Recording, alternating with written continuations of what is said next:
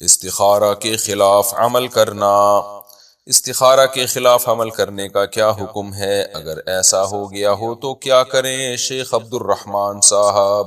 جناب شیخ عبد الرحمن صاحب، استخارہ کے خلاف عمل کا کوئی مطلب ہی نہیں بنتا۔ اصل میں استخارے کا جو کانسیپٹ ہے نا شریعت میں، قرآن و سنت میں، وہ کانسیپٹ نہیں ہے جو لوگوں میں مشہور ہے۔ لوگ یہ سمجھتے ہیں کہ ہم جب 2 رکعت پڑھیں گے، استخارہ کی دعا مانگیں گے، اس کے بعد ہم سوئیں گے تو ہمیں خواب میں ہدایت ملے گی، تو ہم جب صبح اٹھ کے اس ہدایت کے خلاف گئے تو استخارے کے گویا خلاف چلے گئے۔ تو ایسا نہیں ہوتا۔ قرآن و سنت میں، حدیث میں جو استخارہ ہے، وہ استخارہ صرف اتنا ہے کہ 2 رکعت پڑھ کے آپ استخارے کی مخصوص دعا مانگیں، اور کرنا وہی ہے جو آپ کے سمجھ میں آئے۔ تو استخارے میں آپ کو کوئی گائیڈنس نہیں ملتی، کوئی رہنمائی نہیں ملتی۔ استخارہ اللہ سے دعا مانگنے کا نام ہے، لیکن یہ دعا اتنی اہم ہے کہ اس کی ورڈنگ بھی نبی نے سکھائی، اور بہت تاکید کے ساتھ بتایا کہ ان الفاظ کے ساتھ اس طریقے سے جو دعا کرے گا اللہ اس کو ناکام نہیں کرتے۔ تو اس لیے دعا مانگنے کے بعد پھر کرنا وہی ہے جو اپنی سمجھ میں آ رہا ہے۔ تو بس جو بھی کریں گے انشاءاللہ اس میں اللہ تعالیٰ خیر و برکت دے گا، لیکن کرنا وہ ہے جو سمجھ میں آ رہا ہے۔ مشورہ بھی لیں لوگوں سے، اس کے بعد ایک رائے قائم کریں، تو وہ رائے پر عمل کریں آپ۔ تو اس میں استخارہ کی مخالفت بھی نہیں ہو رہی، حمایت بھی نہیں ہو رہی، کیونکہ استخارہ کوئی بتا تھوڑی رہا ہے آپ کو کہ یہ کرنا ہے کہ نہیں کرنا۔ لوگ یہ سمجھتے ہیں کہ استخارہ اللہ سے مشورہ ہے، یہ بالکل غلط ہے۔ تو اللہ سے مشورہ نہیں ہے کہ اس کے خلاف نہیں جا سکتے آپ۔ تو جو سمجھ میں آ رہا ہے وہ کریں۔ ہاں سمجھ میں کچھ آ رہا ہے کر اس کے خلاف رہے ہیں تو یہ تو ویسی بے وقوف ہونے کی علامت ہے کہ ایک آدمی کو سمجھ میں یہ آ رہا ہے کہ میں یہ کروں لیکن کر کچھ اور رہا ہے، تو یہ تو استخارہ نہ بھی ہو تو آپ کو نقصان ہوگا، کیونکہ جو چیز سمجھ میں آ رہی ہے، مشورہ کرنے کے بعد، لوگوں سے رائے لینے کے بعد ایک بات آپ کی سمجھ میں آ رہی ہے کہ مجھے یہ کام کر لینا چاہیے لیکن پھر بھی نہیں کر رہے، تو استخارہ کیا ہوا ہو یا نہیں کیا ہوا، دونوں صورتوں میں غلط ہو جائے گا نا۔ یہ انسان عقل مند وہی ہوتا ہے جو اس کی جو سمجھ میں آ رہا ہوتا ہے وہ وہی کر رہا ہوتا ہے۔ رشتے کے لیے استخارہ ضروری؟ اگر کسی بچے یا بچی کا رشتہ کرنا چاہ رہے ہوں تو اس سے پہلے استخارہ کرنا چاہیے یا نہیں؟ اور استخارہ کون کرے گا؟ کیا استخارہ خود کریں گے یا کسی اور سے کروا سکتے ہیں؟ ام عبداللہ کراچی سے۔ دیکھیں پہلی بات تو یہ کہ بچے یا بچی کا رشتہ کر رہے ہو تو کیا استخارہ کرنا ضروری ہے؟ ضروری تو نہیں ہے لیکن کرنا چاہیے ضرور استخارہ۔ نبی صلی اللہ علیہ وسلم نے فرمایا ما خاب من استخارہ، جو استخارہ کرتا ہے رسوا نہیں ہوتا۔ لیکن استخارے کا مطلب کیا ہے خوب سمجھ لیں، بار بار یہ بتاتا ہوں پھر بھی لوگوں کی سمجھ میں نہیں آ رہا۔ استخارے کا مطلب یہ ہے کہ آپ کو جب کوئی رشتہ سمجھ میں آ گیا تو حدیث میں آتا ہے کہ جب سمجھ میں آ جائے تو ہاں کرو، خام خواہ میں نہ کرو، بلا وجہ کے نخرے نہ کیا۔ اذا خطب الیکم من ترضون دینہ وخلقہ فزوجوہ، کوئی ایسا نکاح کا پیغام بھیجے جس کے دین اور اخلاق سے تم مطمئن ہو تو نکاح کر دیا کرو، نہیں کرو گے تو فتنہ ہوگا۔ یہ نہیں ہے کہ استخارہ نکال کے دیکھو پازیٹیو آ رہا ہے تو ہاں کرو، نیگیٹو آ رہا ہے تو نہ کرو، ایسا کچھ بھی نہیں۔ تو وہاں ہاں تو کرنی ہے سمجھ میں آ رہا ہے تو، اور پھر استخارہ بھی کر لیں۔ استخارے کی برکت سے یہ ہوگا کہ اللہ کی مدد شامل حال ہو جائے گی۔ لیکن استخارے میں کیا کرنا ہے؟ 2 رکعت پڑھ کے استخارے کی دعا مانگنے کہ اللہ ہمیں تو سمجھ میں آ رہا ہے لیکن اس دعا کے الفاظ ہیں کہ اگر تیرے علم میں یہ بہتر نہیں ہے تو یہ ہٹا دے یہاں۔ تو اگر اللہ کے علم میں بہتر نہیں ہوگا تو استخارہ کی برکت سے اللہ وہاں معاملہ توڑوا دیں گے۔ لیکن زیادہ تر استخارہ کیا جاتا ہے ان معاملات میں جس میں انسان بہت زیادہ کنفیوژن میں ہوتا ہے، تو اس کنفیوژن میں اصل موقع ہے استخارہ۔ تو اس کنفیوژن میں بھی آپ مشورہ لینے کے بعد ایک رائے قائم کریں، جس طرف ایک رجحان آپ کو خود ہی پیدا کرنا پڑے گا، لیکن ساتھ ساتھ آپ استخارہ بھی کر لیں کہ اے اللہ تیرے علم میں یہ اگر میرے لیے بہتر ہے تو مجھے یہاں پھیر دے، بہتر نہیں ہے تو میرا دماغ یہاں سے ہٹا دے۔ تو اس سے یہ ہوگا انشاءاللہ کہ آپ نے گراؤنڈ ریئلٹی کو سامنے رکھ کر ایک فیصلہ کیا ہوگا، تو وہاں بھی یہی ہوگا کہ استخارہ کی برکت سے اگر آپ کا وہ فیصلہ بالفرض غلط ہے تو کوئی ایسی بات اللہ پیدا کر دے گا کہ آپ وہاں نہیں کریں گے معاملہ، اور اگر وہ کام آپ کے لیے ٹھیک ہوگا تو اللہ کچھ نہ کچھ ایسے معاملات پیدا کر دے گا آپ کی دعا قبول کر کے کہ آپ نہیں بھی چاہ رہے ہوں گے تو وہاں ہو جائے گا۔ کرنا بہرحال وہی ہے جو آپ کی کھوپڑی میں آ رہا ہے، اس میں اشارے وشارے نہ خواب میں ملیں گے آپ کو، نہ جاگتی حالت میں کوئی نیگیٹو پازیٹیو یا کچھ، یہ سب چیزوں میں نہیں پڑے آپ، یہ ان کی کوئی حیثیت نہیں ہے۔ اور اگر آپ کو یہ پازیٹیو نیگیٹو نظر بھی آ گیا تو یہ شیطانی خیالات بھی ہو سکتے ہیں۔ اللہ کی طرف سے کوئی استخارے کے بعد سگنل ملنے کی کوئی گارنٹی نہیں ہے، کچھ بھی نہیں، کسی اور سے بھی کروا سکتے ہیں۔ تو استخارہ خود کریں کسی اور سے کروائیں گے تو کیا کرے گا وہ بیچارہ؟ وہ آپ کو کوئی یہ تھوڑی بتائے گا کہ ہاں آیا ہے یا نہ آیا ہے. اگر وہ بتا رہا ہے کہ استخارے میں ہاں آیا تو وہ پھینک رہا ہے وہ لمبی، اس کی بات نہ سنیں آپ، ٹھیک ہے نا. تو خود ہی کریں زیادہ بہتر ہے. کوئی اور کر لے تو کوئی اور آپ کے لیے یوں دعا کرے گا اللہ اس کے دماغ کو ایک طرف لے جا، جہاں یہ بہتر ہو وہاں مقدر کر دے. وہ بھی تو یہی کرے گا نا، تو آپ کر لیں یہ کام. لیکن لوگ یہ دوسرے سے کرواتے ہیں، وہ سمجھتے ہیں کہ وہ زیادہ اچھا نکال کے دے سکتا ہے اشارہ، تو استخارے میں کچھ بھی نہیں نکلتا. یہ خوب سمجھ لیں. استخارے کا طریقہ کیا ہے، استخارہ کیسے کرنا چاہیے، اس کا صحیح طریقہ بھی بتا دیں. یہ وہی ہے جو میں نے بھی بتایا ہے. یہ سوال اسی سوال کے ساتھ جوڑ لیں آپ، اسی جواب کے ساتھ. 2 رکعت پڑھنی ہے، وہ حدیث میں جو دعا آئی ہے بہشتی زیور میں وہ دعا لکھی ہوئی ہے حدیث کے حوالے کے ساتھ. تسہیل بہشتی زیور جامع الرشید والے چھاپتے ہیں، وہ کتاب ضرور گھر میں رکھیں. نہیں تو آج کل نیٹ پہ سرچ کر لیں، اس پہ بھی آ جاتی ہے. اللہم انی استخیرک بعلمک واستقدرک بقدرتک واسألک من فضلک العظیم فانک تعلم ولا اعلم وتقدر ولا اقدر انت علام الغیوب. اللہم ان کنت تعلم ان هذا الامر خیر لی فی دینی ومعاشی وعاقبۃ امری فاقدره لي ويسره لي ثم بارك لي فيه وإن كنت تعلم أن هذا الأمر شر لي في ديني ومعاشي وعاقبة أمري فاصرف عني واصرفني عنه ثم اقدر لي الخير حيث كان ثم أرضني. یہ الفاظ ہیں استخارے کے، یہ یاد کر لیں. دیکھ کے بھی پڑھ سکتے ہیں. نہ آئے میں نے آپ کے کافی میں نے ایک طلاق کیا، لیکن کل جب استخارے کو لفظی غلط استخارہ درست استخارے میں آتا. استخارے کا مطلب اللہ سے اللہ بیک وس، اللہ میں تیرا فضل مانگتا ہوں، تیرت مانگتا ہوں، میں خیر مانگتا ہوں. جو بہتر نہیں یہ دعا ہے. آپ گراؤنڈ ریئلٹی نکاح کا پیغام بھیجیں کہ آپ کو رغبت ہے. قرآن کہتا ہے تواب چیز آپ نے اس طلاق یافتہ ہے، اس کے بعد پھر بھی آپ کا رجحان ہوتا ہے طلاق یافتہ، پھر تو ہر آدمی مشورہ یہ کرے کہ اسی کے بارے میں معلومات حاصل کی، اخلاق کی اطمینان ہو. استخارہ چاہے چڑیلے نظر آئے، آپ نے اس کی پرواہ نہیں کرنا. دماغ کا اچھے استخاروں کی خواب کے مقابلے میں اللہ علیہ اذا خطب من ترضون خلقه فزو، تمہاری طرف کوئی نکاح کا پیغام بھیج اور اخلاق سے مطمئن ہو تو نکاح کر دو. ہے تو عورتوں کے بارے میں کہ مرد جب نکاح کا پیغام، شامل مردوں کو بھی ہے کہ عورت سے نکاح کا پیغام آئے، یہ بات چل. تو آپ نے یہ فرمایا استخارے کی استخارہ نکالو، دیکھو نیلا آ رہا ہے، تو اس طرح کچھ یہ سب ہمارے اپنے خود ساختہ چیز، ایک زیادتی ہے. آج کل نکاح نہیں ہو رہے، اسلام نکاح پہ ہری کرو، نمٹاؤ ان لاکھوں عورتیں پڑی ہوئی کہ شادیاں نہیں ہو رہی. آپ استخاروں کی بھیٹ چڑھا رہے ہو. کیا کون سی اللہ کو خوش کرنے والی بات کہاں سے نکال دی آپ لوگوں نے؟ تو استخارہ تو ایک دعا ہے، بس اس کو دعا کی حد تک ہی رکھنا چاہیے اور اللہ سے تسلی امید رکھ لیں. استخارے کے بعد اب جو ہوگا میں انشاءاللہ بہتر، باقی کرنا وہی جو سمجھ میں آ رہا ہے. استخارے سے پہلے بھی کیا جاتا ہے جو آپ کی سمجھ میں آ رہا ہے. استخارہ تو آپ کی جو آدمی لوگوں کے حالات کو نہیں جانتا، کو نہیں پتا ہو، شاید وہ نہیں جانتے ہو اس بات کی ہے. جس کو معاشرے کے حالات کا علم ہے، زنا پھیل رہا ہے معاشرے، زنا کے لیے تو کوئی استخارہ نہیں نکال رہا ہوتا. جب چاہے موقع ملے عورت استعمال کیا ہے فحاشی. نکاح کے لیے اتنی رکاوٹیں کھڑی کر دی، کچھ رکاوٹیں ہمارے معاشرے اور رواج نے، رکاوٹیں دین کا لیبل لگا کے ہم کھڑی کر دی. دین کا لیبل یہی کہ استخارے کی بھیٹ چڑھا دیتے. کوئی بتائے کوئی پیغمبر صلی اللہ علیہ وسلم شادی میں اس طرح سے استخارہ کر کے نکالا ہو کہ کسی صحابی کا کوئی یا چاروں ائمہ میں سے مجتہدین کو فالو کیا. استخارے کا چل رہا ہے مارک، آپ اس ضرور مانگے تھے وہ الفاظ کے صلی اللہ علیہ وسلم. باقی یعنی خواب کیا آ رہا ہے، آپ کا دماغ کیا، آپ کا دماغ مشورے کے بعد جو سمجھ میں آ رہا ہے اس پر کو فالو کر، کیونکہ اشارہ یعنی مشورہ جو ہے سے زیادہ ہے، استخارے سے زیادہ ہے. مشورے کا حکم قرآن نے وَأَمْرُهُ شُورَىٰ بَيْنَهُمْ، قرآن کہتا ہے اہل ایمان کا اہم کام مشوروں کے بغیر نہیں. مشورہ آپ نے کرنا ہے خاندان اور اچھے اخلاق کی کو جس سے نفرت ہوتی نا خواب میں، وہ چڑیل کی شکل میں آتا ہے. حقیقت ہے کبھی ساس کو بہو خواب میں اچھی کنڈیشن میں نظر نہیں آئی ہوگی، اور کسی بہو کو آج تک ساس خواب میں سفید کپڑوں میں نظر نہیں آئی ہوگی. آپ تجزیہ کر کے دیکھ لیں. کوئی ایسی مارکیٹ میں بہو نہیں ملے گی جو کہے مجھے میری خواب آئی، خواب میں میری ساس آئی اور سفید لباس میں خوشبو کے عطر میں ڈوبی ہوئی. کبھی ہوتا ہے؟ خواب ساس ہمیشہ نندے، ساس جٹھانیاں. میں جب پہلے فون سنا کرتا تھا ایسے فون بہت آتے تھے. خاتون نے کہا میری جٹھانی مجھے سانپ کی شکل میں نظر آئی ہے، اس خواب کی تعبیر بتا دیں. اب بیچاری جن لوگوں کو گھریلو ماحول نہیں پتا ہوتا نا، جن علماء کو وہ تعبیریں بتاتے ہیں کہ تمہاری جٹھانی سے بچ کے رہو. مجھے پتا ہوتا ہے اس کی جٹھانی بیچاری بے قصور ہے، اس کا قصور صرف یہ ہے کہ وہ اس کی جٹھانی ہے، اس جٹھانی ہونے کی جو سزا ہے اس کو مل رہی ہے. تو میں نے کہا محترمہ جٹھانیاں خواب میں سانپوں کی شکل میں ہی آیا کرتی ہیں، ساسیں بھی، جٹھانیاں بھی، نندے بھی. یہ رشتے ہی ایسے ہیں، یہ سانپ بچھو کی طرح کیا کرتے ہیں، ڈستے ہیں. تو اس کو خواب کو اگنور کر دیں. آپ کی جٹھانی انشاءاللہ آپ کو کچھ بھی نہیں کرے گی، بے فکر رہیں. آپ کو کہتی نہیں اس کی تعبیر، میں کہ تعبیر ہے ہی نہیں تو کہاں سے بتا دوں میں اس کی، بلا وجہ تعبیر، بلا وجہ. تو مسلمانوں کو خوابوں کی دنیا سے میرے بھائی، استخاروں کی دنیا سے نکلنا پڑے گا. استخارہ جو سنت ہے وہ یہ نہیں ہے جو آپ کر رہے ہیں، وہ یہ ہے کہ کام پورا، ذمہ داری پوری کی، اسباب مکمل اختیار کیے، پھر اللہ کی مدد کو شامل کرنے کے لیے استخارہ کر لیا. اللہ جو بہتر ہے مقدر کر دے، کیونکہ ہوتا اللہ سے ہی ہے. ہمارا یہی ایمان ہے بھائی, ہماری محنتوں میں جان ڈالنے والا کون ہے؟ اللہ ہے, اور بچانے پر آئے گا تو آگ میں بھی بچا سکتا ہے, جیسے ابراہیم علیہ السلام کو بچایا اس نے.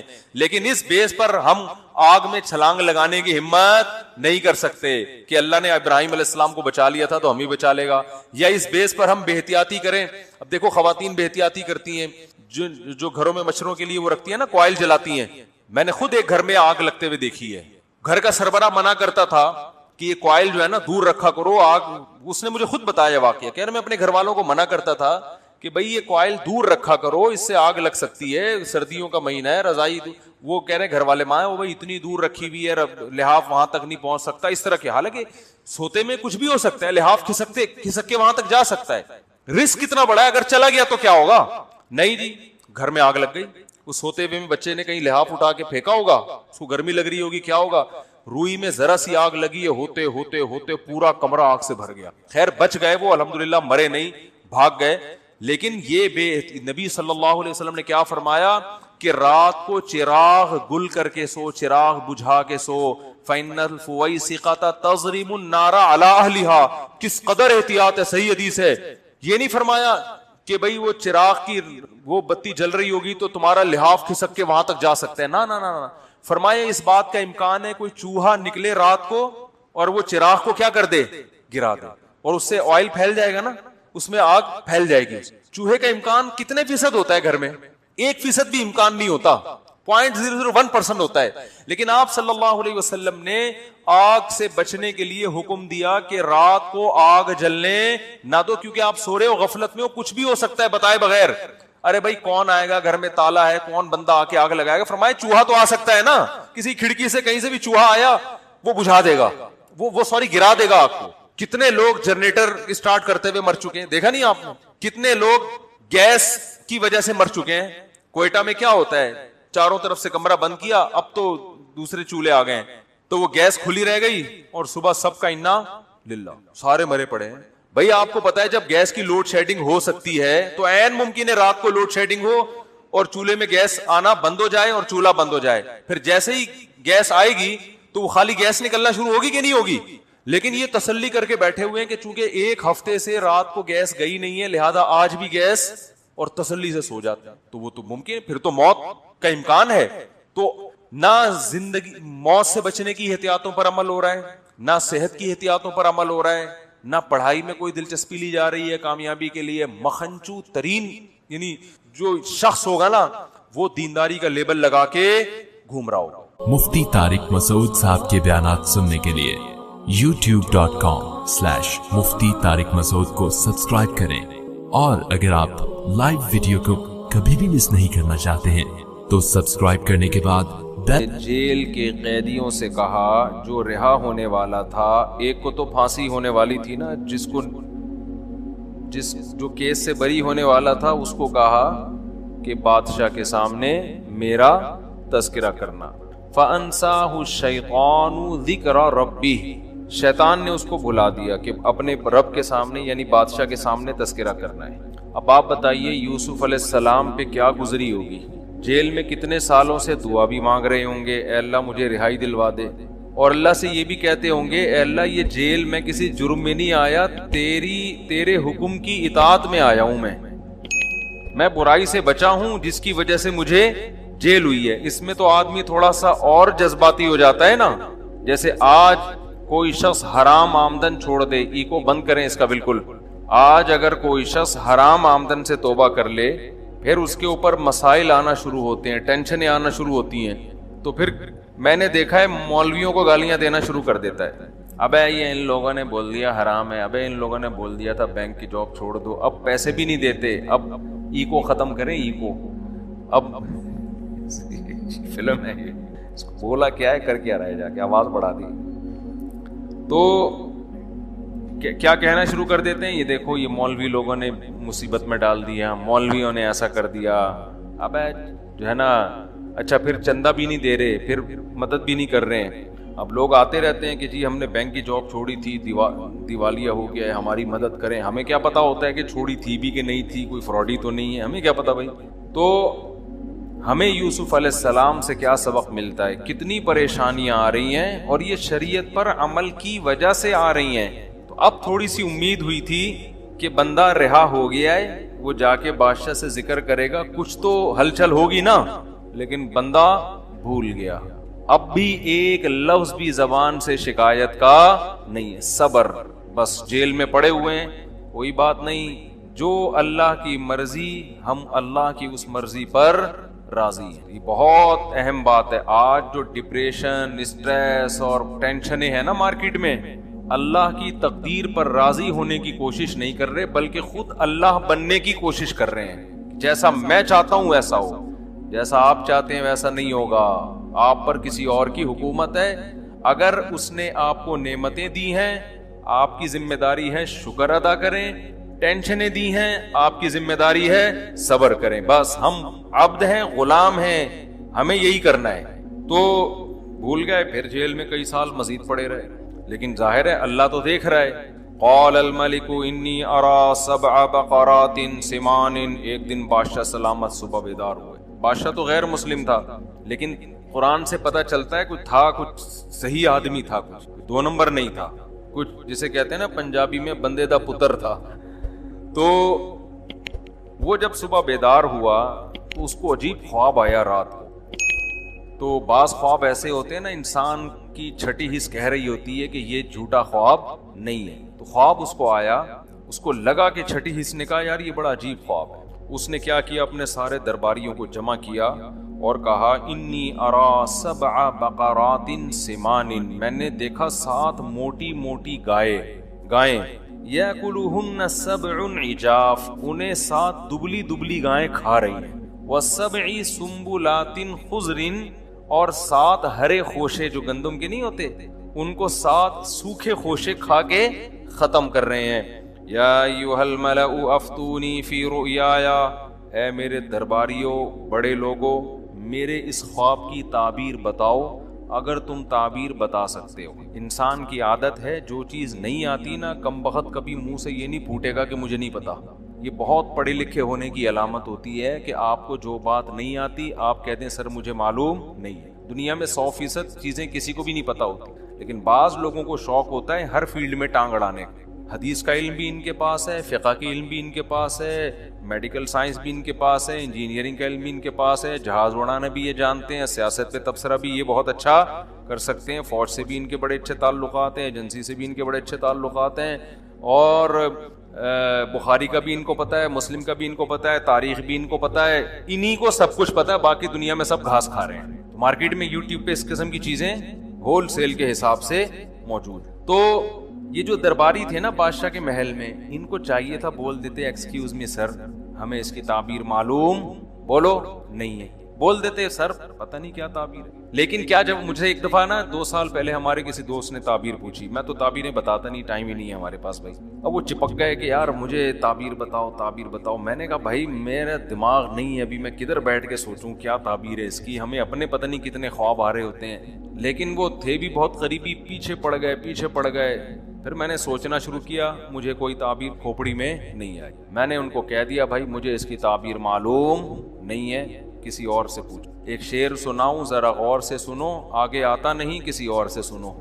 ٹھیک ہے نا, یہ والا شعر ہم نے ان کو سنا دیا. وہ پھر چپک گئے, نہیں جی مجھے تعبیر بتاؤ. اب پتہ نہیں خواب کیا تھا. اللہ کی قدرت کے میں ایک دن چائے پی رہا ہوں اور مجھے اس خواب کی تعبیر دماغ میں آ گئی, اور ایسی خاندانی آئی کہ بالکل جو بھی سنتا وہ کہتا ہے یار ہٹو بچوں تعبیر ہے. تو میں نے ان کو خواب کی تعبیر بتائی اور وہ ان کے حالات پر بالکل فٹ آ رہی تھی. تو بعض دفعہ انسان کے دماغ میں اللہ تعبیر ڈال دیتے ہیں, بعض دفعہ تعبیر نہیں ڈالتے. اکثر میں خواب بتاتا ہوں نا, ایک خاتون نے مجھے کہا کہ میں نے اپنے شوہر کو دیکھا گندے کپڑوں میں, گندے لباس میں. وہ خاتون اپنے شوہر کے خلاف یہ خواب مجھے سنانا چاہ رہی تھی کہ شوہر گندے کپڑوں میں, اس کا مطلب بندہ میلا ہے. یہ بندہ کیا ہے, کہتے ہیں نا میلا, اور اس کے بچے بھی ہوتے ہیں, لوگ کہتے ہیں میلے کا باپ, وہ اس کے ابا کو لوگ کہتے ہیں میلے کا باپ آ رہا ہے. ٹھیک ہے نا. تو میں نے اس خاتون سے کہا کہ مجھے اس کی تعبیر یہ معلوم ہوتی ہے کہ آپ ٹھیک نہیں ہو. وجہ اس کی ہے کہ شوہر کا لباس میلا, تو شوہر کا لباس تو بیوی ہے. قرآن کہتے ہیں نا ہن لباس لکم وانتم لباس لہن, بیوی کا لباس شوہر ہے اور شوہر کا لباس کیا ہے, بیوی. تو اللہ نے آپ کو تنبیہ کی ہے کہ آپ ٹھیک ہو جاؤ. تو وہ پھر جب ان کی حالات سامنے آئے نا تو پتہ چلا کہ واقعی عورت کا سلوک شوہر کے ساتھ ٹھیک نہیں تھا. بعض دفعہ اس کے برعکس بھی ہوتا ہے, میاں ٹھیک نہیں ہوتا, لیکن کبھی ایسا بھی ہو جاتا ہے, کہیں کہیں چیدہ ایسے واقعات بھی مل جاتے ہیں کہ کہیں خاتون کا سلوک ٹھیک نہیں ہوتا.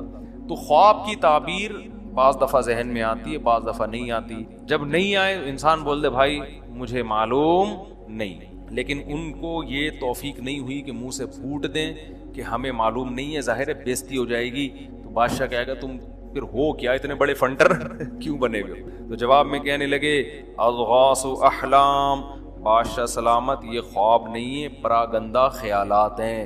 دن بھر حکومت کے کاموں میں آپ مصروف رہتے ہیں, بغاوتوں کو کچلنا, سلطنت کی حدود کو, ظاہر ہے ٹینشن میں آدمی کو جیسے ساس سانپ کی شکل میں اور جٹھانی چھپکلی کی شکل میں آ سکتی ہے, تو آپ کو بھی موٹی پتلی گائیں خواب میں کیا ہو رہی ہیں, آ رہی ہیں. وما نحن بتأویل الاحلام بعالمین, اور اس قسم کے جو الٹے خواب ہوتے ہیں نا, ان کی تعبیریں ہم نہیں جانتے. یہ تو خواب ہی نہیں ہے, تو یہ دماغ میں الٹ پٹانگ خیالات تھے جو گائے اور بھیڑ بن کے آ گئے. یہ والے خوابوں کی تعبیر ہم نہیں جانتے, وہ خاندانی خواب ہو تو سنائیں, ہم تعبیر بھی بتائیں.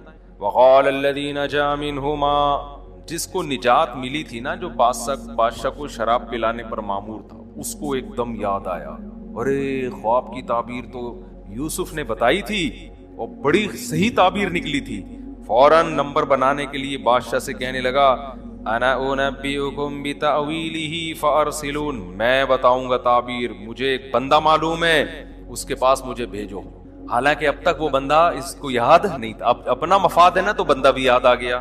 پھر کیا کہتا ہے, یوسف ایھا الصدیق, یوسف اے دوست. بھائی اتنی گہری دوستی تھی تو بندے کو بھول کیوں گئے.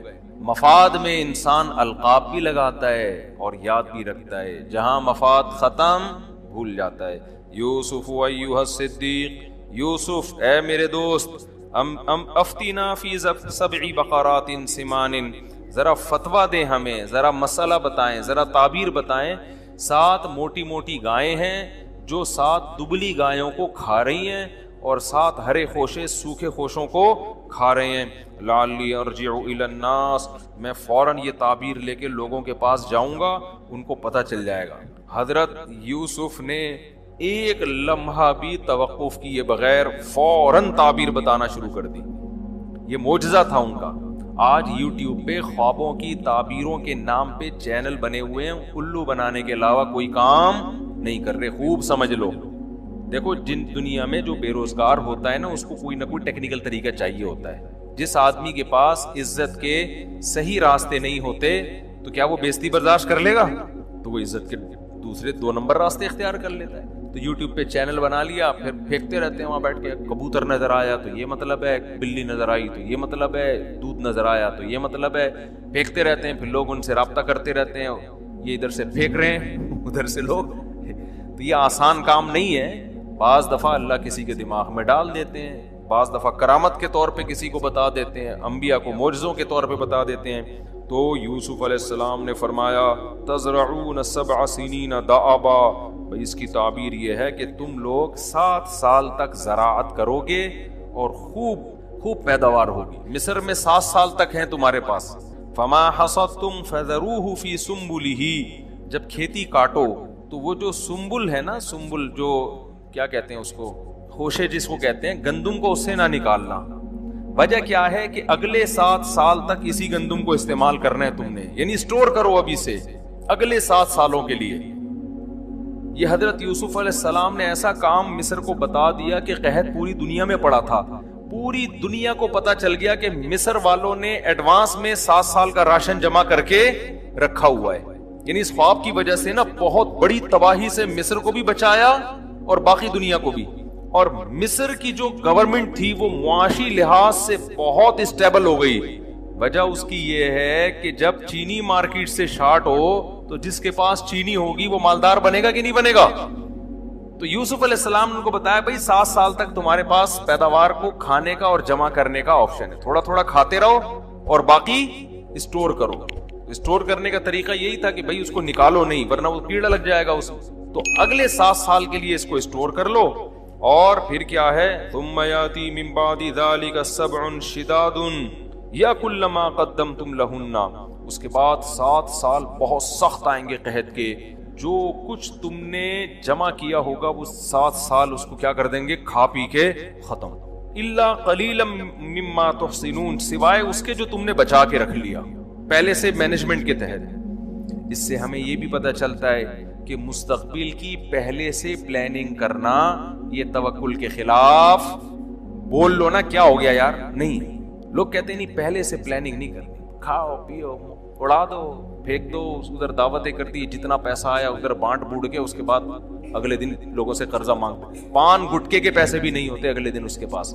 اسی لیے قرآن نے کہا کہ نہ اپنا ہاتھ اتنا پھیلاؤ کہ کل بھیک مانگنی پڑے، اور نہ اتنا تنگ کر دو کہ کنجوس لوگ کہنا شروع کر دیں تمہیں. اس لیے اعتدال والا راستہ. تو یوسف علیہ السلام نے کیا کیا بھائی؟ ان کو یہ بتایا. قال الملک اتونی بھی، بادشاہ بڑا خوش ہوا. بادشاہ کو تھا کہ اگر یہ واقعی 7 سال بعد قحط پڑ جاتا ہے تو یہ تو بڑا یعنی زبردست شخص ہے یہ. تو بادشاہ نے کہا کہ اس کو لے کر آؤ یوسف. پہلے بھی بادشاہ کو پتا تھا کہ میری بیوی نے کس قدر ورغلانے کی کوشش کی، مگر یہ پاک دامن نوجوان اس نے برائی کی طرف نہیں گیا. اس سے پہلے ہی بڑا متاثر تھا یوسف علیہ السلام کی صلاحیت پر. لیکن جب تعبیر بتائیے بادشاہ نے کہا کہ لے کر آؤ. قرآن کہہ رہا ہے فلما جاءہ الرسول، جب قاصد آیا نا کہ چلو جی آپ کی رہائی کا فیصلہ ہوا ہے، بادشاہ نے آپ کو بلایا ہے. قال ارجع، یوسف علیہ السلام نے کہا نا نا نا، ارجع الی ربک، بادشاہ کے پاس جاؤ. فاسألہ، اور بادشاہ سے پوچھو ما بال النسوۃ اللاتی قطعن ایدیہن، جن عورتوں نے مجھے دیکھ کر اپنے ہاتھ کاٹ ڈالے تھے ان سے پہلے میری صفائی کی بات کرو. پہلے پوچھو غلطی پر کون تھا، میں تھا یا وہ تھی؟ کیا میں نے کسی کو برائی سے کسی کی طرف دیکھا؟ پہلے میری یہ پوزیشن واضح ہونی چاہیے، کیونکہ لوگ میں کنفیوژن تو ہو گئی تھی نا. کچھ کہہ رہا تھا یہ صحیح ہے، کچھ کہہ رہا تھا وہ صحیح ہے. تو یوسف علیہ السلام کو یہ بات معلوم تھی کہ میں اللہ کا پیغمبر ہوں، میں نے دعوت کا کام کرنا ہے. اگر میرے کردار مشکوک ہو گیا تو لوگ میری بات نہیں سنیں گے. یہاں بھی دیکھیں ویژن کو ترجیح دی جا رہی ہے رہائی پر. نہیں آئی بات سمجھ میں؟ حالانکہ اس کا خطرہ تھا کہ بادشاہ بولتے جاؤ پھر میں رہائی نہیں کر رہا. یہ تو اسی بات کو لے کے بیٹھے ہوئے ابھی تک، میں کیا اپنی بیوی کی بدنامی کروں میں لوگوں کے سامنے؟ سمجھ میں نہیں آ رہی یار بات. کہہ سکتا تھا نا بادشاہ کہ بھائی واپس جاؤ پھر وہیں رہ لو، ہم تو نہیں، بس کنفیوژن میں ہی رہنے دو تاکہ میری عزت رہے. یوسف علیہ السلام کو پتا تھا کہ بھائی میں نے دین کی دعوت دینی ہے، میں یہ سب کچھ دنیا کے لیے نہیں کر رہا. تو میرے کردار پہ اگر انگلی اٹھے گی تو میری دعوت میں جان نہیں رہے گی. اس لیے یوسف علیہ السلام نے فرمایا جاؤ جاؤ جاؤ، پہلے جا کے بولو میری برات کا اعلان کرے. پہلے عورتیں بتائیں جمع ہو کے کہ یوسف صحیح تھے، ہم کیا تھے؟ ہم غلط تھے. نبی صلی اللہ علیہ وسلم کی تواضع ہے. آپ نے فرمایا کہ صحیح حدیث ہے کہ یوسف کا صبر تھا. حدیث کا مفہوم ہے کہ جیل سے قیدی بلانے کے لیے آیا اور نہیں گئے. آپ صلی اللہ علیہ وسلم نے فرمایا میں اگر ہوتا تو چلا جاتا. یہ تواضع تھی نبی صلی اللہ علیہ وسلم کی کہ یعنی ایسے موقع پہ ہر آدمی یہی کرتا ہے، بھائی پہلے جیل سے نکلو، یہ چیزیں بعد میں نمٹاتے رہیں گے بیٹھ کے، کون صحیح تھا کون غلط تھا. لیکن یوسف علیہ السلام کو یہ خطرہ تھا کہ بعد میں ہو سکتا ہے بادشاہ اس کو زیادہ ویلیو نہ دے. جب رہائی ہو گئی تعبیر بتا دی، کہے گا بس پھر نہیں، ابھی تو میں بادشاہ کی ضرورت ہوں، ابھی جو کام کروا سکتے ہو کروا لو. اس سے خوب سمجھ لو، بہت اہم پوائنٹ کی بات ہے نوٹ کرنے کی. کچھ علماء حکومت سے ملتے ہیں اپنے فائدے کے لیے، کچھ ملتے ہیں قوم کے فائدے کے لیے. تو دونوں طرح کے علماء میں فرق کرنا ضروری ہے. ہم ہر طرح کے عالم پر تہمت لگا دیتے ہیں کہ یہ سرکاری ملا ہے، یہ آرمی کے آفیسر سے مل رہا ہے، یہ وزیر اعظم سے مل رہا ہے، یہ صدر سے مل رہا ہے. یوسف علیہ السلام بھی تو بادشاہ سے مل رہے تھے نا. جا کے بادشاہ نے جب بلایا محل میں، یوسف علیہ السلام کیسے جا، میں کچھ سرکاری لوگوں سے تھوڑی ملتا ہوں، مجھے رہا کرو بس، چھوڑ دو. تعبیر بتانی تھی بتا دی، چلو. نہیں نہیں نہیں، یوسف علیہ السلام جانتے ہیں بادشاہ کے پاس رہ کے جو کام ہو سکتا ہے وہ گلی محلوں میں نہیں ہو سکتا. تو موقع ہاتھ سے جانے نہیں دینا چاہیے.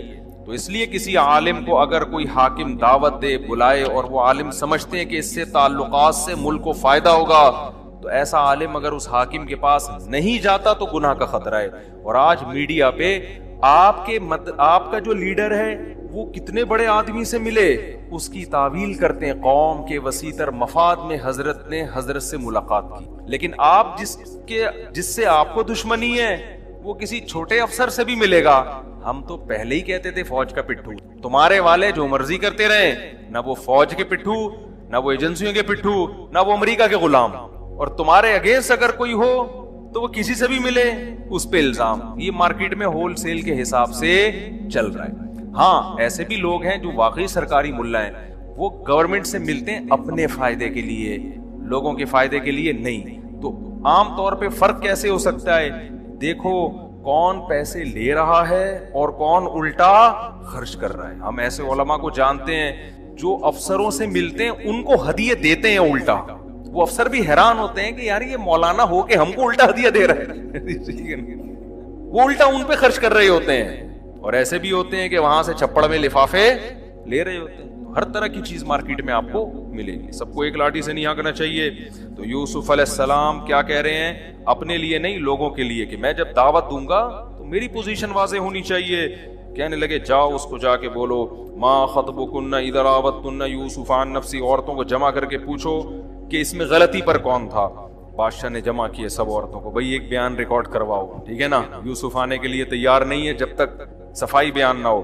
ان عورتوں نے کہا الآن حصحص الحق. بادشاہ کی بیوی زلیخا نے کہا اب اللہ نے حق کو واضح کر دیا. ہم کتنے الزام لگائیں دوسرے پر، لیکن اللہ نے اس نوجوان کی پوزیشن کو صاف کرنا تھا. اب حق واضح ہو چکا ہے، اب ہم دو نمبری کریں گے کوئی فائدہ نہیں ہے. انا راودتہ عن نفسی، میں نے اس کو برائی کی دعوت دی تھی. انہ لمن الصادقین، وہ سچ بول رہا ہے، اس نے میری طرف گناہ کا ارادہ نہیں کیا. یوسف علیہ السلام نے اب اتنی اپنی پوزیشن واضح کروائی ہے تو اس میں تکبر کا عنصر ہو سکتا تھا نا؟ نہیں. یہی بات سمجھ بھائی. ایک آدمی بار بار کہہ رہا ہے میں ٹھیک ہوں، میں ٹھیک ہوں، میں بالکل صحیح ہوں، میں بالکل صحیح ہوں. تو ہم کہتے ہیں نا بھائی تو کیا ہو گیا یار، اگر تو غلط بھی ہے تو توبہ استغفار کر لے. اتنا کیوں اپنے آپ کو ثابت کر رہے کہ میں ٹھیک ہوں، میں غلط ہو ہی نہیں سکتا؟ اس میں ایک قسم کا تکبر کا عنصر ہے نا. نہیں آ رہی سمجھ میں تو بتا دے بھائی. ہے نا تھوڑا سا اپنی، جو بعض لوگ ہر موقع پہ اپنی کلیریفیکیشن جو ہے نا وہ اپنے بارے میں کرتے ہی رہتے ہیں. وضاحتی بیانات ہر 2 دن میں آتے رہیں گے تو اس سے بھی لگتا ہے کہ اوور ہونے کی کوشش کر رہا ہے ایک آدمی. تو حضرت یوسف علیہ السلام پر یہ جو اتنی صفائی پیش کر رہے ہیں کہ جیل سے باہر نہیں نکلوں گا، پہلے یہ پتا چل جائے کہ ان میں غلط، میں صحیح ہوں، یہ میں غلط نہیں ہوں. تو حضرت یوسف اس کی وجہ بیان کر رہے ہیں. ذالک لیعلم انی لم اخلہ بالغیب، فرمایا کہ میں جو اپنے آپ کو اتنا صاف ستھرا ثابت کرنے کی کوشش کر رہا ہوں، شو مارنا یا ریاکاری کے لیے نہیں، بادشاہ کو پتا چل جائے کہ میں نے اس کی غیر موجودگی میں اس کے ساتھ خیانت نہیں کی ہے. ورنہ وہ کہہ سکتا ہے کہ میں نے اپنے محل میں رکھا اور معاذ اللہ میری ہی زوجہ پر نظریں ڈال کے بیٹھ گیا. یہ پوزیشن میری واضح ہونی چاہیے. وَأَنَّ اللَّهَ لَا يَهْدِي كَيْدَ الْخَائِنِينَ. اور میں یہ بھی بتانا چاہتا ہوں لوگوں کو کہ جو خیانت کرنے والے ہوتے ہیں اللہ ان کی رہنمائی نہیں کرتا. کیونکہ اگر میں مشکوک، مجھ پر الزام لگتے اور ترقی ملتی تو لوگ کہتے یار 2 نمبر ہو کے بھی بڑی ترقیاں مل سکتی ہیں. تو میں بتانا چاہتا ہوں کہ تقوی کے ساتھ جو کچھ ملتا ہے انجام متقیوں کا اچھا ہوتا ہے. لگے وما ابرئ نفسی، میں اپنے نفس کو بری نہیں کرتا کہ میرا نفس بڑا پاک دامن ہے، مجھ سے گناہ ہو ہی نہیں سکتا. نا نا نا نا، ان النفس لامارۃ بالسوء، نفس کا تو کام ہی برائیوں کی دعوت دینا ہے. کتنی تواضع ہے، آپ دیکھو کتنی تواضع. اور آج ہم تھوڑی سی کوئی تعریف کر دے تو کیسا چوڑے میں آ جاتے ہیں. اپنی تعریف کی ویڈیو بنا کے یوٹیوب پہ خود ہی ڈال رہے ہوتے ہیں، میں بہت اچھا ہوں، میں نے یہ کیا، میں نے یہ کیا، میں بہت اچھا. تو تواضع اللہ کو پسند ہے. یوسف علیہ السلام نے اپنی پاک دامنی بیان کی اور پھر کیا کہہ رہے ہیں وما ابرئ نفسی. بھائی میں یہ نہیں کہہ رہا میں اچھا ہوں، انسان کی جو اندر کی میں ہے وہ تو برائی ہی کی دعوت دیتی ہے. الا ما رحم ربی، ہاں جس پر میرا رب رحم کر دے. تو یہ میرے رب نے مجھ پر رحم کیا تھا کہ مجھے برائی سے بچا لیا. گویا میں اچھا نہیں ہوں، اللہ اچھا ہے جس نے مجھے بچا لیا. سمجھ میں آ رہی ہے کہ نہیں آ رہی؟ آج ہمارے والد صاحب ایک بڑی اچھی بات کیا کرتے تھے کہ آج ایک آدمی اگر تھوڑا سا ذکر اذکار شروع کر دے نا، تھوڑا سا تہجد میں رونے کی توفیق مل جائے تو اس کو اپنے بارے میں یہ وہم ہونے لگتا ہے کہ امام مہدی میں ہی ہوں، کہ جو آخر وقت میں امام مہدی آئیں گے نا، شاید یہ کون ہے، چانسز ہیں کہ شاید میں ہی، کیونکہ اتنا نیک آج کل مارکیٹ میں ہوتا نہیں ہے کہ تہجد پڑھ کے رو رہا ہے، تو کبھی آنسو آ جائے نا تو انسان یہ سمجھنے لگتا ہے. اور ایسا ہوا بھی. ہمارے والد صاحب نے بتایا مسجد میں ایک بندہ بیٹھا رہتا تھا، وہ شام ذکر کرتا تھا. کہتے ہیں ایک دن میرے پاس آیا، میرے والد صاحب کا نام تھا مسعود صاحب، تو کہنے لگا حافظ مسعود صاحب ایک بات کرنی ہے آپ سے. میرے والد صاحب کہتے ہیں، میں نے کہا جی بتاؤ بیٹا. کہنے لگے چھپ کے نا چھاؤں میں لے جا کے کہنے لگا مجھے لگ رہا ہے کہ شاید امام مہدی میں. والد صاحب کہتے ہیں میں نے اس سے کہا بیٹا یہ بات مجھے بتائیے، میرے علاوہ کسی اور کو نہیں پتا. کوئی بھروسہ نہیں ہے کوئی بندہ پیل کتنا چلا جائے. یہ تو میں اپنی طرف سے الفاظ استعمال کر رہا ہوں، کوئی مار مور نہ دے. کہہ رہے ہیں اس کو میں نے سیدھا کر لیا تو انسان کا بچہ بن گیا. ورنہ ہوتا کیا ہے، آدمی کہتا ہے چل تو امام مہدی اور میں تیرا اسسٹنٹ، ٹھیک ہے نا، مل کے دکان چلاتے ہیں. وقال الملک اتونی بہ استخلص لنفسی. جب بادشاہ نے یہ باتیں سنی ہے نا یوسف علیہ السلام کی، کہ پاک دامن بھی ہیں اور شو بھی نہیں مار رہے، یہ کہہ رہے ہیں کہ یہ میرا کمال نہیں ہے، کس کا کمال ہے؟ اللہ. حالانکہ ایسے موقع پہ تو انسان کتنا کوشش کرتا ہے نا آگے نکلنے کی. بادشاہ تھا ذہین آدمی. ذہین آدمی کیا کرتا ہے، تھوڑی دیر میں آبزرو کر لیتا ہے کہ اس آدمی کی شخصیت میں وزن کتنا ہے. بعض لوگ بہت بول رہے ہوتے ہیں میں یوں، آدمی کو اندازہ ہو جاتا ہے یہ باتوں کا پھینکو ہے اور کچھ بھی نہیں ہے. یہ جو لوگ کہتے ہیں نا کہ تقریر سے، بیان سے لوگ آبزرو کر لیتے ہیں کسی کی بات چیت سے، یہ حقیقت ہے. جن میں آبزرو کرنے کی صلاحیت ہوتی ہے نا، وہ بندے کو 10-15 منٹ میں جانچ لیتے ہیں کہ اس کا وزن کتنا ہے. بادشاہ کو اندازہ ہو گیا بھائی یہ معمولی نہیں ہے، یہ بہت زیادہ اچھے اخلاق کے حامل ہیں اور بڑے ذہین ہیں. لہذا بادشاہ نے کہا صرف رہائی نہیں ملے گی، ایتونی بہی، ان کو لے کر آؤ، استخلصہ لنفسی، میں ان کو اپنا مشیر خاص بناؤں گا. یہ میں نے جو مسٹنڈے بٹھائے ہوئے ہیں نا مشورے کے لیے، جن کو خواب کی تعبیر آتی نہیں ہے اور بول رہے ہیں کہ الٹی باتیں ہمیں نہیں پتا، یہ مسٹنڈے مارکیٹ سے کیا ہوں گے، اب یہ مروائیں گے مجھے. ٹھیک ہے یہ بھی رہیں گے وزیر، ان کو عہدے رہیں گے، لیکن جو میرا خاص مشیر ہوگا وہ کون ہوگا؟ وہ یوسف ہوگا. مجھے ایسے لوگ چاہیے. تو فلما کلمہ، جب یوسف کو بلایا علیہ السلام کو اور بادشاہ نے مزید کلام کیا، بات چیت کی، اور بادشاہ کے دل میں آپ کی قدر بڑھی اور کہا انک الیوم لدینا مکین امین، آپ میرے مشیر خاص ہی نہیں ہیں بلکہ آپ کو میرے پاس ایک زبردست ٹھکانہ ملے گا اور میں اب آپ پر اعتماد کروں گا. حکومتی معاملات میں کیا کروں گا، آپ امین بھی ہیں میرے. دیکھو حضرت یوسف علیہ السلام نے اس موقع پہ نہیں کہا کہ بادشاہوں کے ٹکڑوں کے محتاج نہیں ہیں ہم، آپ مجھے خانقاہ بنا کے دے دو میں وہاں اللہ اللہ کیا کروں گا. یہ اور بادشاہ بھی کافر کے بچے، تو اپنی شکل تو دیکھ، ایسے کہہ سکتے تھے نا، تو بت پرست آدمی ہے، پوری قوم کو بت پرستی پہ ڈالا ہوا ہے. کافر جو نہ مانے، جو تجھے کافر نہ مانے وہ بھی کافر، اور بتوں کی عبادت کرتا ہے بیٹھ کے اور باتیں کر رہا ہے. کچھ بھی نہیں بھائی، گراؤنڈ ریئلٹی کے حساب. یہ تو ویسے بھی کسی عام کافر کو بھی بولیں گے تو دین کے قریب آنے کے بجائے کیا ہو جائے گا، دور ہو جائے گا. تو ہر جگہ کا ایک مقام ہے. یوسف علیہ السلام کو جب اس نے کہا کہ آپ کے پاس آج، آپ کے لیے ہمارے پاس آج سے بہت اچھا ٹھکانہ.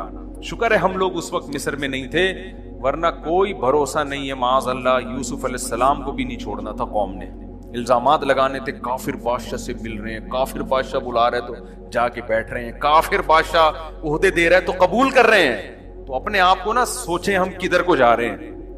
جب یوسف علیہ السلام نے دیکھا کہ بادشاہ سلامت بھی فارم میں آئے ہوئے ہیں بھائی، مسلسل تعریفوں پہ تعریفیں اور کہہ رہے ہیں آپ کا ہمارے پاس ٹھکانہ ہے، تو یوسف علیہ السلام نے خود سے وزارت کی پیشکش کی کہ بھائی تو جو مبہم باتیں کر رہا ہے نا کہ آج سے مشیر خاص اور ٹھکانہ، تو میں آپ کو بتاتا ہوں مجھے عہدہ کیا چاہیے.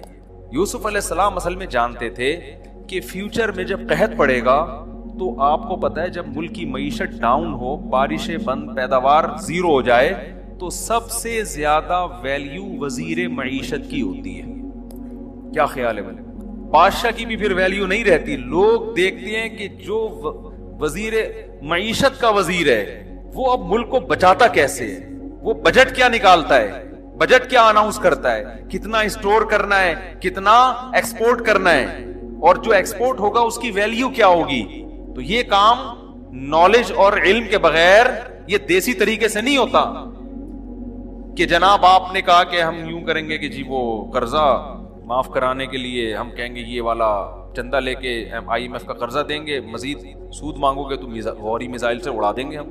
بعض لوگوں کی یہ بھی رائے ہے, ان کا اپنا ایک نظریہ ہے. تو یہ دیسی طریقے سے نہیں ہوتا, اس کے لیے اکاؤنٹنٹ ہوتے ہیں, اکنامکس کے ماہرین ہوتے ہیں. یہ جو CA کرتے ہیں نا آج گورے, CA کرواتے ہیں نا چارٹرڈ اکاؤنٹنٹ, آپ کو پتا ہے کہ اکاؤنٹنگ کے علم کی بنیاد مسلمانوں نے رکھی ہے, بلکہ کچھ اصطلاحات بھی اکاؤنٹنگ میں وہی استعمال ہو رہی ہیں جو مسلمانوں کی تھی, کیونکہ مسلمانوں نے 1920 میں جا کے خلافت عثمانیہ ختم ہوئی ہے. تو پوری پتہ نہیں کتنے کنٹری تھے, آپ ذرا گوگل پہ لکھیں کتنے ملک تھے جو خلافت عثمانیہ کے تحت تھے.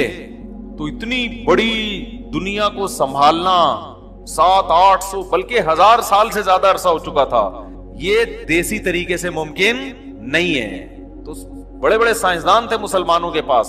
تو یہ علم کی بنیاد مسلمان, اور اکاؤنٹنگ کے علم کی تو ویلیو قرآن سے بھی پتہ چلتی ہے. قرآن نے مالی معاملات کو لکھنے پڑھنے کا اور کیلکولیٹ کرنے کا حکم دیا ہے. تو یوسف علیہ السلام نے دیکھا کہ بھئی بادشاہ سلامت آئے ہوئے ہیں فارم میں اور مجھے عہدہ دینا چاہتے ہیں, خود پیشکش کی کہ آپ مجھے وزیر خزانہ بنا دیں.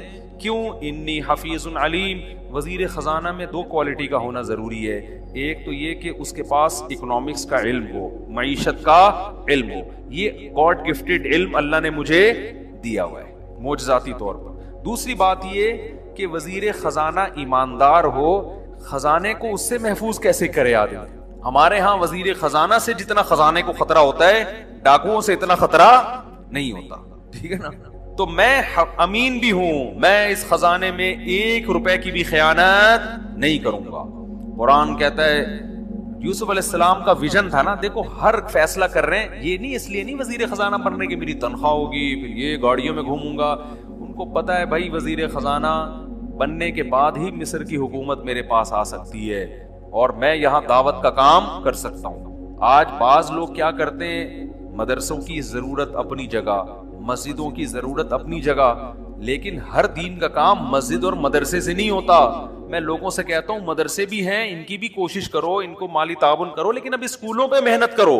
ہماری جو کریم تیار ہو رہی ہے, جو پیک کے اداروں میں لوگ جا رہے ہیں, وہ مدرسوں سے نہیں بلکہ اسکول سے جا رہے ہیں. تو اب اسلامی اسکول کو زیادہ فوکس کرنے کی ضرورت ہے. ایسے اچھے اسکول بناؤ کہ تعلیم بہت معیاری ہو اور ماحول ان کا اسلامی ہو. وہاں سے جب بچے نکل کے جائیں تو اچھے اچھے عہدوں پہ جائیں, کیونکہ بہت سارے کام عہدوں سے ہوتے ہیں, ہر کام مولوی بننے سے نہیں ہوتا. مولویوں کی ضرورت اپنی جگہ ہے, لیکن ضرورت اچھے سائنسدانوں کی بھی ہے, اچھے فوجیوں کی بھی ہے, اچھے ججوں کی بھی ہے.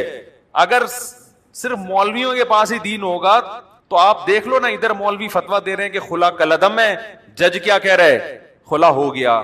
لوگ سن کس کی رہے ہیں, ججوں کی سن رہے ہیں. اتنے کیسز ہر ہفتے عدالتی خلا کے, وہ عورتیں خلا لے کے شادیاں کر رہی ہیں, وہ زنا ہو رہا ہے, وہ نکاح تھوڑی ہے.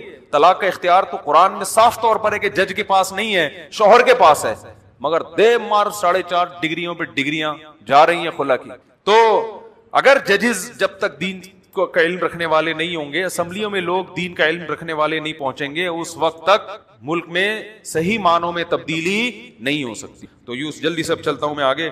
یوسف علیہ السلام نے کہا مجھے آپ وزیر خزانہ بنا دیں. اس سے پتہ چلتا ہے کہ وزیر بننے کی کوشش کرنا, آرمی میں اچھا آفیسر بننے کی کوشش کرنا, کسی اچھے عہدے تک جانے کی کوشش کرنا, یہ دنیا پرست ہونے کی علامت نہیں ہے. ہاں ویژن آپ کا اچھا ہونا چاہیے. سمجھتے ہو گے نہیں سمجھتے؟ ہمارے یہاں دیکھ لو جو دین پہ چلتا ہے سب سے بڑا مکھنچو وہی ہوتا ہے, گھر میں پڑا رہتا ہے. ایک صاحب نے کہا کہ میں روزہ رکھ کے فجر کے بعد سوتا ہوں, ظہر میں اٹھ کے ظہر پڑھ کے پھر سو جاتا ہوں, عصر میں اٹھ کے عصر پڑھ کے پھر سو کے افطار کرتا ہوں, میرا روزہ تو نہیں خراب ہوگا. تو روزہ تو ہو گیا آپ کا, کہ بھوکے پیاسے تو رہ لیے آپ, لیکن یہ کوئی لائف اسٹائل ہے یار؟ یہ کیا کرے گا بندہ دنیا میں بیٹھ. اچھا بھائی خیر, تو وَكَذَلِكَ مَكَّنَّا لِيُوسُفَ فِي الْأَرْضِ, قرآن کہتا ہے اس طرح ہم نے یوسف کو زمین میں ٹھکانہ دے دیا. يَتَبَوَّأُ مِنْهَا حَيْثُ يَشَاءُ, اور ایسی پاورفل حکومت آ گئی کہ مصر میں جہاں چاہے ٹھکانہ بنائیں, پورا مصر ان کے کنٹرول میں آ گیا. نُصِيبُ بِرَحْمَتِنَا مَن نَشَاءُ, ہم جس کو چاہتے ہیں اپنی رحمت پہنچاتے ہیں. وَلَا نُضِيعُ أَجْرَ الْمُحْسِنِينَ, جو سب سے بہترین آیت کہ ہم اچھے عمل کرنے والوں کے اجر کو ضائع نہیں کرتے. کیا مطلب؟ آپ اچھا کر رہے ہو سکتا ہے ابھی آپ کے ساتھ خراب ہو, لیکن رزلٹ آپ کے حق میں ہو. سمجھتے ہو؟ وَلَأَجْرُ الْآخِرَةِ خَيْرٌ، اللہ فرماتے ہیں تو دنیا کا اجر ہے، آخرت کا اس سے بھی بہتر ہے۔